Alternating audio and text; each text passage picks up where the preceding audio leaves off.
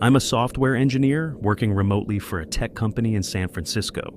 My name is Daniel. I'm 29 years old, and I make about $135,000 a year. In June 2023, my fiancée Emma and I decided to buy our first house together. We'd been renting an apartment in Oakland for 3 years, paying $2,800 a month for a small 2-bedroom, and we were ready to build some equity. We found a house in Hayward, about 30 minutes south of Oakland. It was a 1950s ranch-style home, 3 bedrooms, 2 bathrooms, 1,400 square feet. The asking price was $680,000, which was actually reasonable for the Bay Area. The house had been on the market for 6 months, which the listing agent said was because the previous owner had passed away, and the estate was taking time to settle. We toured the house twice. It needed cosmetic work, old carpets, outdated kitchen, yellowing bathroom fixtures, but the bones were solid. The inspection came back clean. No structural issues, no foundation problems. Roof had another 10 years on it. We made an offer of $650,000 and it was accepted immediately. We closed in July and moved in on the 15th. The first 2 weeks were normal. We spent our time unpacking boxes, painting walls, ripping up the old carpet to expose the hardwood floors underneath. It was exciting, exhausting, everything you'd expect from moving into your first home. On July 30th, I was working from the 2nd bedroom that we'd converted into my home office. Emma was at work. She's a nurse at Kaiser Permanente in Oakland, working 12-hour shifts. I was alone in the house. Around 2 p.m., I heard a sound coming from somewhere below me. A scraping sound, like something being dragged across concrete. I stopped typing and listened. The sound continued for maybe 10 seconds, then stopped. I got up and walked through the house, trying to figure out where it had come from. The house was built on a raised foundation with a crawl space underneath, about 3 feet of clearance between the ground and the floor joists. I'd seen the access panel during the inspection. It was in the hallway closet, a small square door, maybe 2 feet by 2 feet. I opened the closet and looked at the access panel. It was secured with 4 screws, undisturbed. I pressed my ear against it and listened. Nothing. I went back to work. The sound happened again the next day. Same time, around 2 p.m. Same scraping noise, but this time it lasted longer, maybe 30 seconds. It definitely sounded like it was coming from the crawl space. I texted Emma, "Have you heard any weird noises in the house, like scraping sounds?" She responded, "No, what kind of scraping?" "Like something being dragged under the house, in the crawl space. Probably an animal, maybe a raccoon or possum. Want me to call pest control?" I said yes. She scheduled someone to come out the following Monday, but the sounds continued. Every day around 2 p.m., I'd hear that scraping noise coming from below. Sometimes it would last 10 seconds, sometimes a full minute. It always stopped after a while, and then the house would be silent again. On Friday, August 4th, I decided I couldn't wait until Monday. I needed to see what was down there. I went to Home Depot and bought a headlamp, heavy-duty gloves, and a pry bar. I came home, opened the hallway closet, and unscrewed the access panel. The opening was small and dark. I clicked on the headlamp and peered inside. The crawl space was exactly as I'd expected. Dirt floor, wooden support beams, pipes, and electrical conduits running along the ceiling. Cobwebs everywhere. It smelled like damp earth and mildew. I didn't see any animals, no raccoons, no possums, no signs of wildlife at all. But I did see something else. In the far corner of the crawl space, maybe 30 feet from the access panel, there was a shape, something rectangular, covered by a tarp. I stared at it for a moment, my heart rate picking up. What the hell was that? I pulled myself through the access panel. The crawl space was tight. I had to army crawl on my stomach, pulling myself forward with my elbows.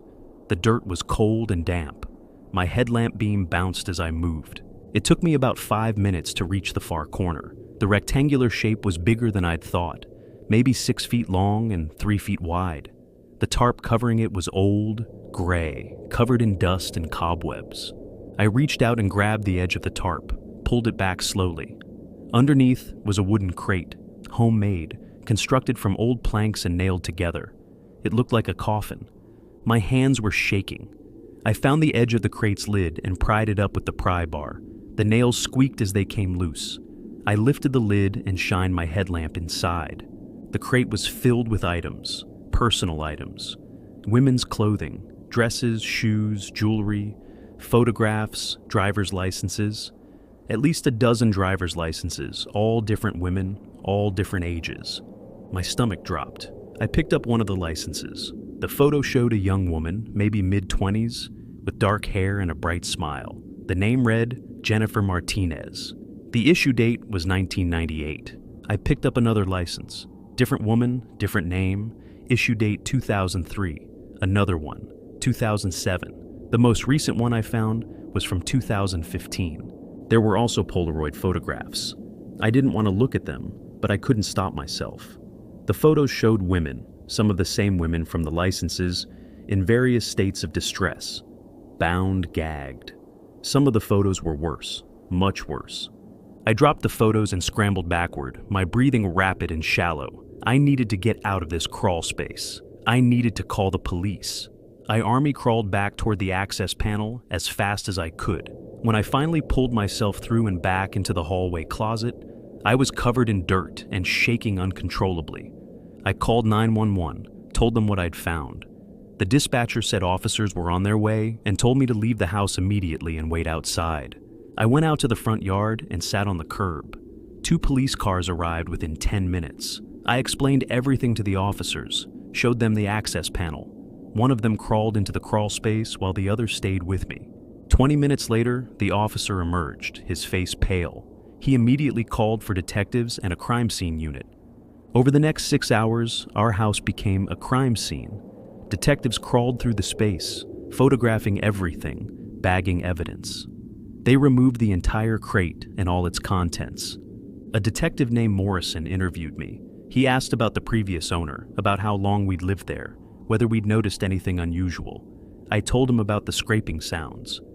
"When did you first hear those sounds?" he asked. "About 2 weeks after we moved in. Always around 2 p.m. Morrison wrote something in his notebook. Then he asked, "Did you research the history of this house before you bought it?" "Just the standard inspection and title search. Why?"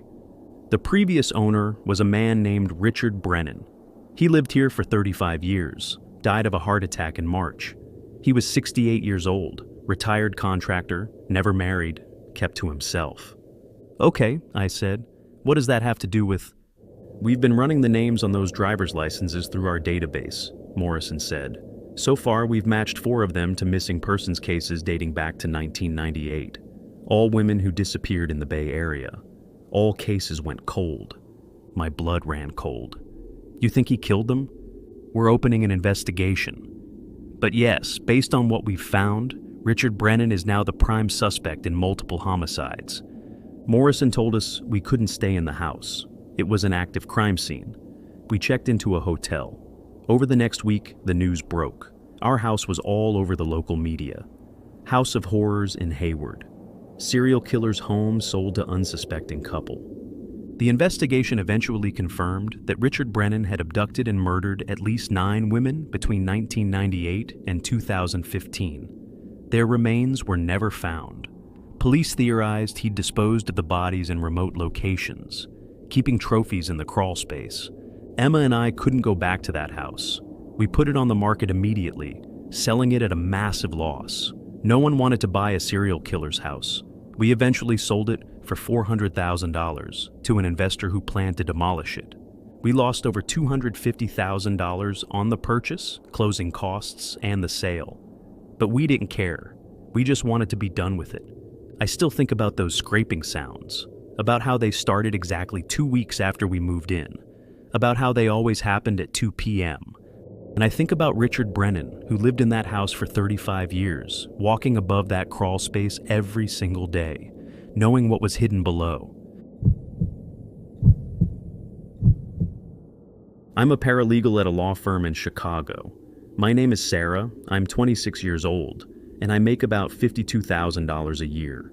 In September 2022, I moved into a new apartment in the Logan Square neighborhood. It was a 1-bedroom on the 2nd floor of a 3-flat building on Kedzie Avenue.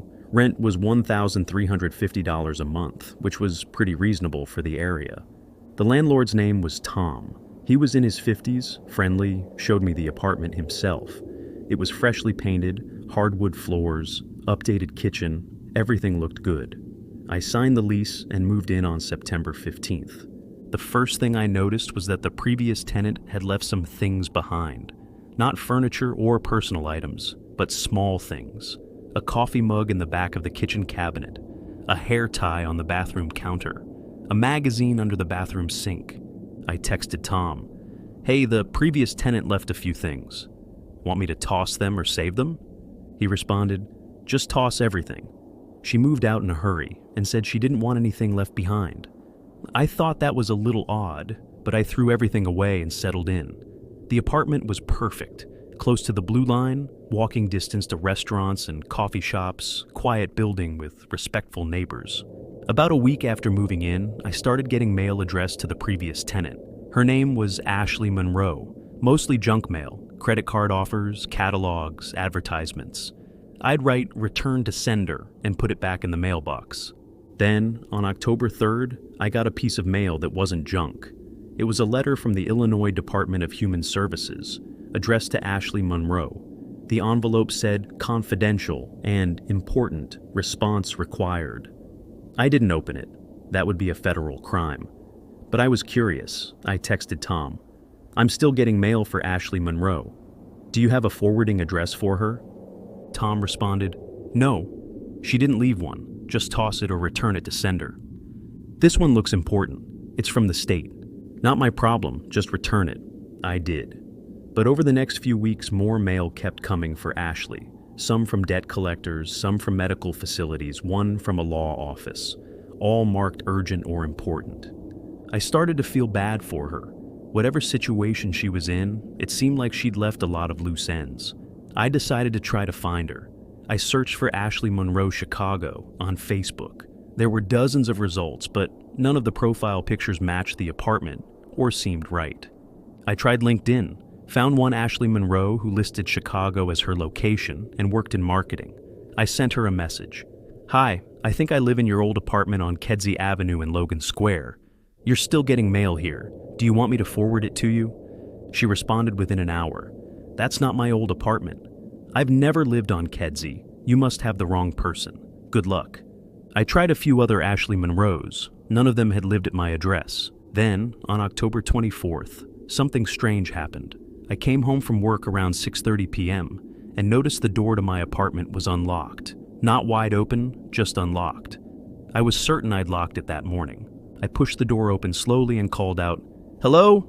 Is anyone here?" No response. I walked through the apartment cautiously. Nothing seemed disturbed. Nothing was missing. But I had this feeling that someone had been inside. I checked the windows, all locked. I checked the closets, empty. I looked under the bed. Nothing. I was being paranoid. I texted Tom, "Hey, did you or anyone else come into my apartment today?" The door was unlocked when I got home. He responded, "No, I haven't been there. Maybe you forgot to lock it this morning?" Maybe I had. I let it go. But the next day, October 25th, I came home and found something that made my skin crawl. The coffee mug I'd thrown away, the one that had belonged to Ashley, was sitting on my kitchen counter, washed and clean, like someone had just used it. I knew I'd thrown that mug away. I remembered specifically putting it in the trash bag and taking it to the dumpster. Someone had been in my apartment. Someone had brought that mug back. I called Tom immediately. "Someone's been in my apartment. They brought back items that belonged to the previous tenant." "What are you talking about?" Tom said. "A coffee mug I threw away weeks ago is now sitting on my counter. Someone came into my apartment and put it there." "Did you check your door? Is there any sign of forced entry?" "No, but..." "Sarah, I don't know what to tell you. I haven't been in your apartment. I haven't given anyone else access. Maybe you're mistaken about throwing the mug away." "I'm not mistaken." "Well, I can't help you if there's no evidence of a break-in. If you're concerned, call the police." I did call the police. A uniformed officer came out, took a report, looked around the apartment. He found no signs of forced entry. He said, unless I had proof of who'd been inside or what was taken, there wasn't much they could do. He suggested I change my locks. I called a locksmith the next day and had new locks installed for $250. I felt a little safer, but I couldn't shake the feeling that something was wrong. 3 days later, on October 28th, I came home and found another item from Ashley. The magazine I'd thrown away was sitting on my coffee table. And there was something else. A photo. A Polaroid photo I'd never seen before, sitting on top of the magazine. The photo showed my apartment, my living room specifically. But the furniture was different. It wasn't my couch or my TV stand. It was someone else's furniture. And in the background, partially visible through the bedroom doorway, was a woman. She was turned away from the camera, but I could see long, dark hair and a white t-shirt. On the back of the photo, written in pen, was a message. "I'm still here." I called the police again. This time, they took it more seriously. 2 detectives came out, Detective Harris and Detective Chen. I showed them the photo, explained about the items reappearing, told them about the previous tenant. "Do you know anything about Ashley Monroe?" Detective Harris asked. "Where she moved to? Why she left?" "No, my landlord said she left in a hurry and didn't want anything left behind." Harris and Chen exchanged a look. Chen pulled out his phone and made a call. He stepped into the hallway to talk. Harris stayed with me. "Have you noticed anything else? Any other signs of someone entering the apartment?" "No, but I changed the locks 3 days ago." "And you've been locking your door?" "Yes, always." Chen came back into the apartment. He looked grim. "We need to talk to your landlord. Do you have his contact information?" I gave them Tom's number. They called him and asked him to come to the apartment immediately. He arrived 30 minutes later, looking confused and irritated. "What's this about?" Tom asked. Detective Harris showed him the Polaroid. "Do you recognize this photo?" Tom looked at it. His face went pale. "Where did you get this?" "It was left in Miss Sarah's apartment." "Do you know who took this photo?" Tom hesitated. Then he said, "I think it was Ashley, the previous tenant. She had some issues." "What kind of issues?" "Mental health issues. She became paranoid, thought people were following her, watching her. She stopped paying rent. I had to evict her in August. It wasn't pleasant." "Where is she now?" Chen asked. "I don't know. She left and I haven't heard from her since." Harris pulled Tom aside, and they spoke in hushed tones. I couldn't hear what they were saying, but Tom looked increasingly uncomfortable. Finally, Harris came back to me. "Miss Sarah, we're going to recommend you stay somewhere else tonight. A friend's place, a hotel, anywhere but here." "Why? What's going on?" "We're going to do some checking on Ashley Monroe. In the meantime, we think it's best if you're not in this apartment." I stayed with a friend that night. The next morning, Detective Chen called me. His voice was serious. "We located Ashley Monroe," he said. "She's currently at a psychiatric facility in Evanston. She was admitted involuntarily in September after making threats toward your landlord. She's been there since September 20th. My stomach dropped. "But if she's been there since September 20th, how has she been getting into my apartment? I moved in on September 15th. That's what we're trying to figure out. We're going to interview her today and review the facility's visitor logs. We'll also be checking with your landlord about who else has keys to your apartment." "Should I go back to my apartment?" "Not yet. Give us 24 hours to sort this out." 2 days later, Detective Harris called me back. "We've completed our investigation. Ashley Monroe has been at the facility continuously since September 20th. She hasn't had any visitors, and she couldn't have physically been in your apartment. However, we discovered something else." "What?" "Your landlord, Tom, has been entering your apartment. We found a hidden camera he'd installed in your living room, disguised as a smoke detector. He admitted to placing the items you found and leaving the photo. He said he was trying to make you uncomfortable enough to break your lease so he could rent the apartment for more money." I felt sick. "He's been watching me?" "Yes, we've arrested him. He's being charged with unlawful surveillance, trespassing, and harassment. You're free to return to your apartment, but we'd recommend finding a new place as soon as possible. We've removed the camera and checked for others. We didn't find any. I moved out that week, broke my lease, and found a new apartment in a different neighborhood. Tom was eventually convicted and sentenced to 2 years in prison. But I still think about those weeks in that apartment, about how Tom had been watching me through the camera, entering my apartment while I was at work, moving things around just to mess with my head.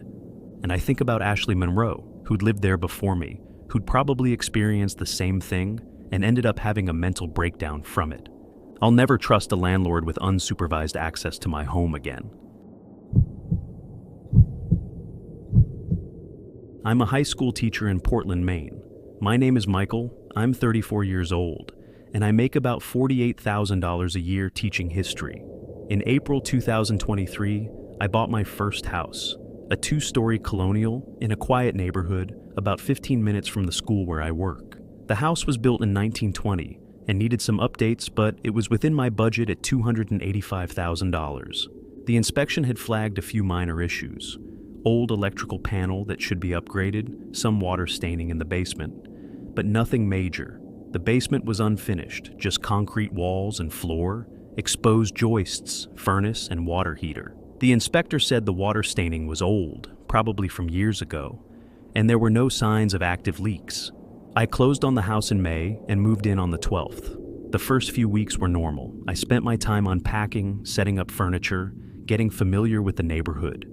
The basement was the one area I'd been avoiding. It was dark and musty, with a single pull-chain light bulb near the stairs. I had no reason to go down there except to check the furnace or the breaker box occasionally. On June 3rd, I went down to the basement to throw the breaker for the second-floor bathroom so I could replace a light fixture. I pulled the chain to turn on the light and walked over to the electrical panel. That's when I noticed something I hadn't seen during the inspection. There was a door, a small wooden door, maybe 4 feet high, set into the far wall of the basement. It looked old, with peeling paint and a rusty handle. I walked over to it. The door had no lock, just a simple latch. I lifted the latch and pulled. The door opened with a creak. Behind the door was a small room, maybe 6 feet by 6 feet. The walls were brick, and there was no light source. I pulled out my phone and turned on the flashlight. The room was empty except for a wooden chair sitting in the center. Just a plain wooden chair facing the door. On the seat of the chair was a small notebook. I picked up the notebook and opened it. The pages were filled with handwriting, dates and times written in columns. The entries went back years. The earliest one I could find was from 2008. I read a few entries. March 15th, 2008, 11:47 p.m., heard scratching on the door. April 2nd, 2008, 1:23 a.m., heard breathing, coming from inside the room. May 18th, 2008, 3:15 a.m., door was open. I know I latched it.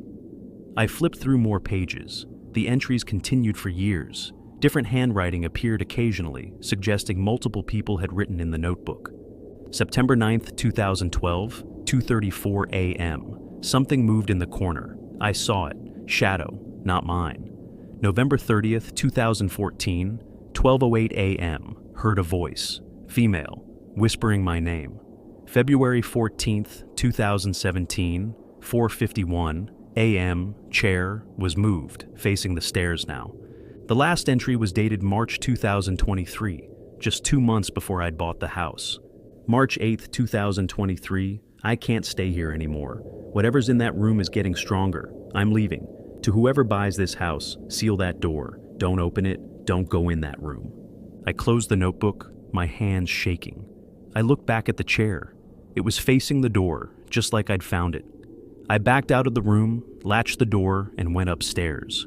I tried to rationalize what I'd read. The previous owners were probably just messing around, trying to scare future buyers. Or maybe they had mental health issues. The notebook didn't mean anything. But that night, I couldn't sleep.